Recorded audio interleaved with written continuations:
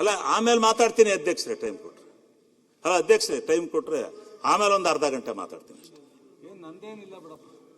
ಒಂದು ಅರ್ಧ ಗಂಟೆ ಟೈಮ್ ಕೊಡಿ, ಆಮೇಲೆ ಮಾತಾಡ್ತೀನಿ. 1 ಗಂಟೆ ಇದ್ರೆ 2 ಗಂಟೆ ಆಗಲ್ರಿ. ಒಳ್ಳೆ ಚೆನ್ನಾಗತ್ತಲ್ಲ.